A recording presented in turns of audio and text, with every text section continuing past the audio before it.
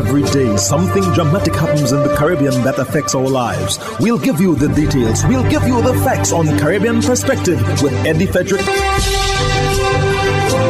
Here's Eddie Frederick. So glad you can join us. A taxi driver in Grenada who helped an incoming visitor breach the quarantine protocol has been suspended.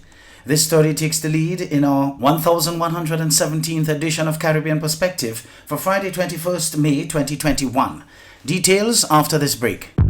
Did you know that your friends and family can now shop at the Food Fair from anywhere in the world, and you can receive here in Grenada? The Food Fair and GrenadaMarket.com now make it possible through secure online shopping and personalized customer service. Simply send your loved ones a list of your preferred items or let them fill an online basket, and the items will be available for pickup or delivery. Visit GrenadaMarket.com or thefoodfair.gd today for more details. The new norm. Spread the news.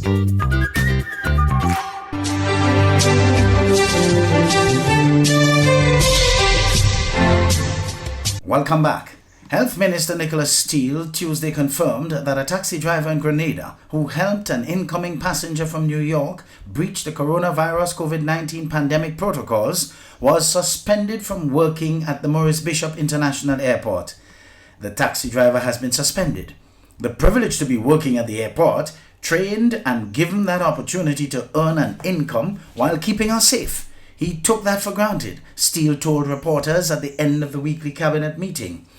That privilege and that right to work in that environment has been removed from a health standpoint, said Steele, who explained that any form of criminal charge or charges will be the responsibility of the police and the Office of the Director of Public Prosecutions.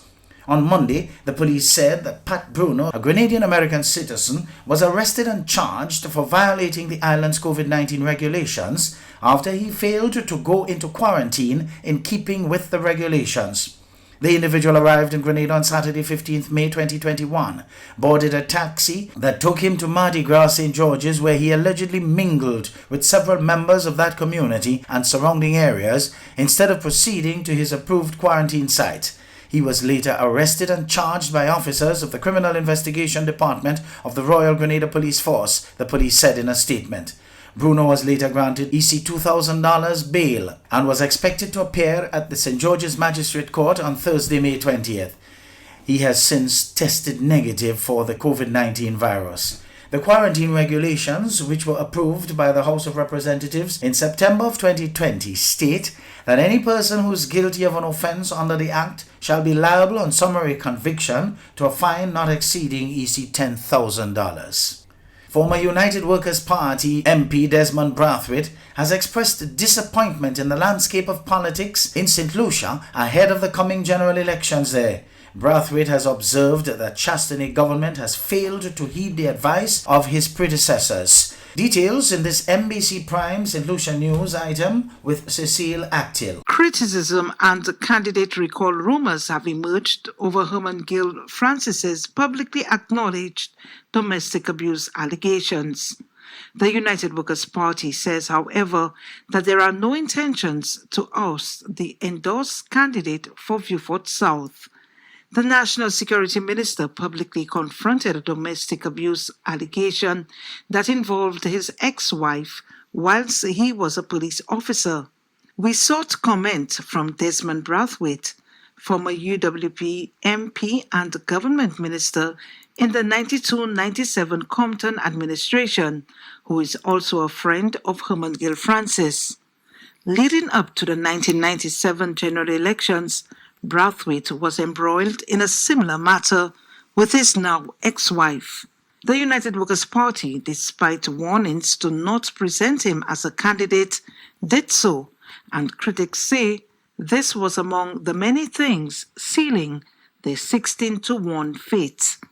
The former government minister had this to say. You know the saying in the Bible, he who is without sin, let him cast the first stone. The former UWP minister has expressed disappointment in the politics of the day.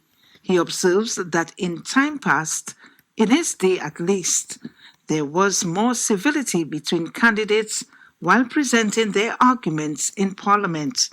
This civility, he says, served as encouragement for the citizenry to go to the polls. According to the former MP, they remained friends throughout. You're a member of the United Workers' Party, also a former parliamentarian.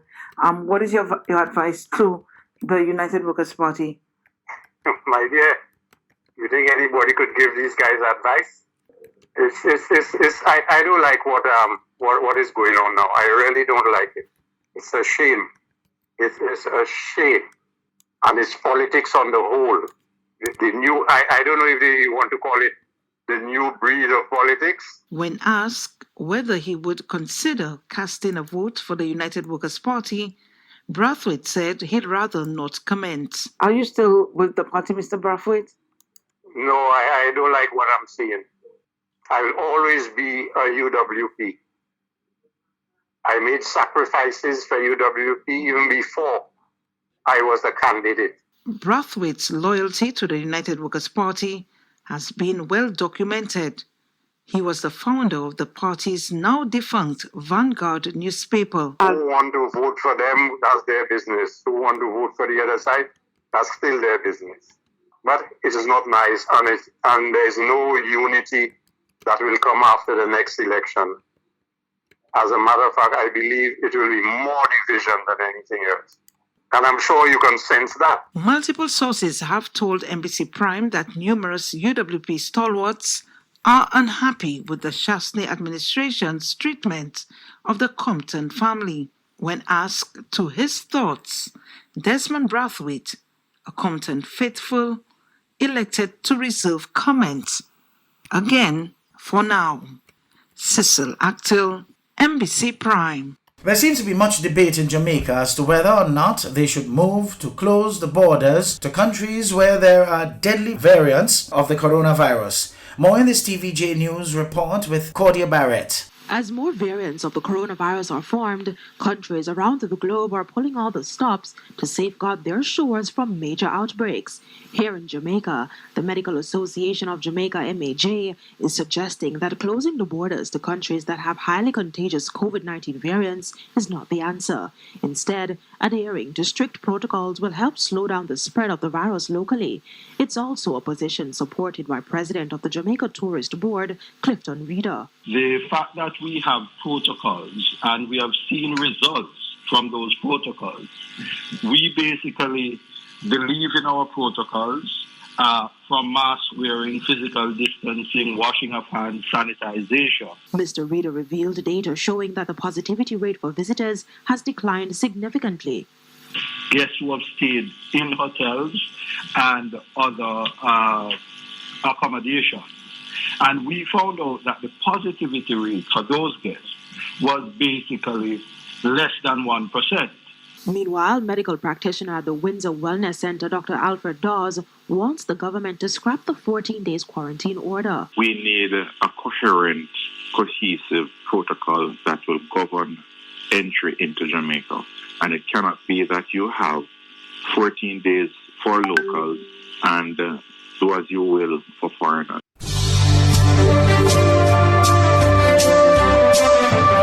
You're listening to Caribbean Perspective with Eddie Frederick.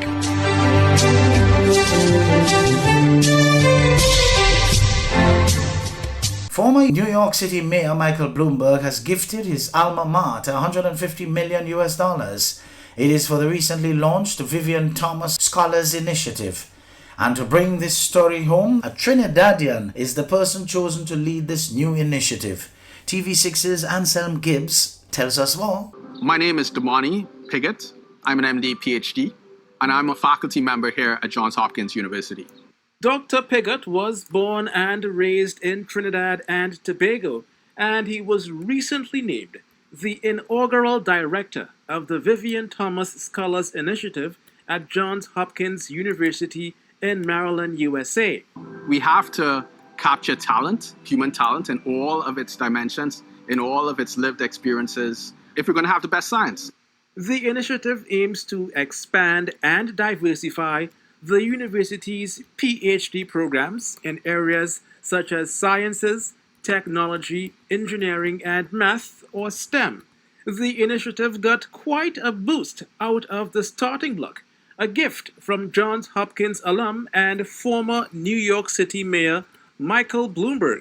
Bloomberg Philanthropies is committed to this new initiative. It also builds on the other important partnerships we've developed with HBCUs and the work we're doing to right historic wrongs by fighting for racial equity and increasing access to opportunity.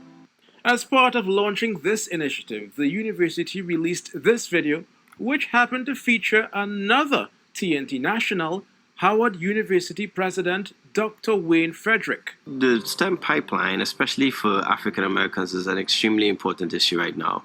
The pandemic has demonstrated to us how interconnected we are, but it has also demonstrated how uneven our society and its opportunities are. Now, the program's director's full name is Dr. Darmani Arnold Pigott. He's a Fatima College old boy and the son of former government minister Arnold Pigott. The elder Pigott salutes his son and the work he's doing. In a congratulatory message, the proud father said Dr. Pigott's new assignment is certainly further testimony to his scholarship and recognition for the excellent execution of the combination of professional assignments, social interactions, as well as so many elements of volunteerism. And the honors just keep coming for Dr. Pigott, as he will soon be the university's first Associate Vice Provost for Graduate Diversity and Partnerships, making TNT proud.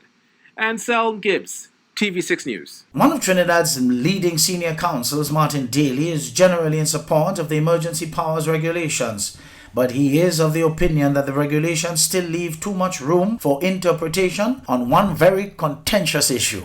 Daly shared his concerns and recommendations on TV6's Morning Edition. Senior Counsel Martin Daly notes with concern that the latest regulations state broadly that a police officer may arrest without warrant any person who he reasonably suspects has acted or is acting or is about to act against the public health regulations, but still do not overtly address the issue of whether police officers are allowed to enter onto private property. I completely understand that you can infer the right of the police to do that if they are in pursuit of someone who is committing an offense against the regulation. I completely accept that you can infer that from regulations 6, 7, and 8. But I can't for the life of me see why they did not say specifically entry without warrant into any place. Daly warns there will be persons who will capitalize on this lack of clarity in the law if it is not addressed. As he notes, the SOE is only as strong as the regulations which define it.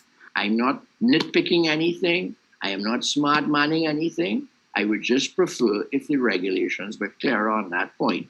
Because after all, if we're going to talk about donkeys, we don't want any situation whereby somebody in 2 or 3 years' time will get an award of donkey damages. Merely saying there is a state of emergency, merely publishing the proclamation, does not complete the implementation of a state of emergency. And that's why you ought not, at the best of times, you ought not leave anything to be inferred.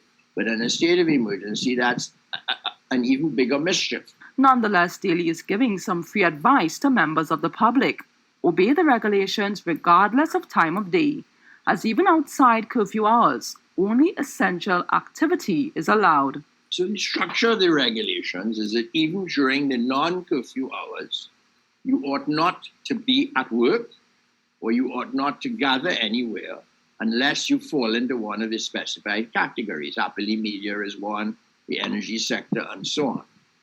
So as a result of that, there then are regulations in support of those prohibitions, giving the police certain powers, for example, to stop you and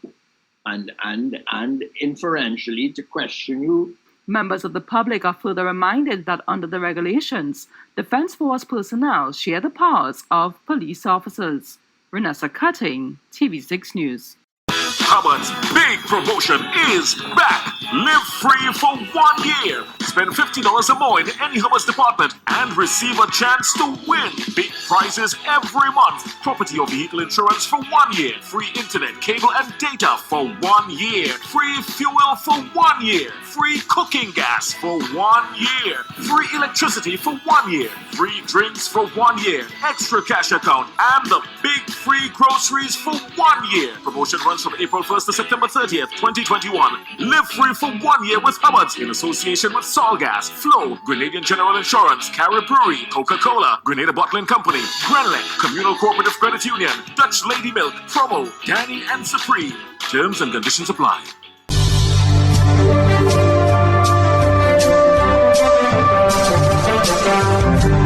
I am Eddie Frederick, wishing you a restful weekend. This has been Caribbean Perspective, a whole new approach to highlighting developments in the Caribbean. In the meantime, please continue to log on to CaribbeanPerspective.com for more daily news and more.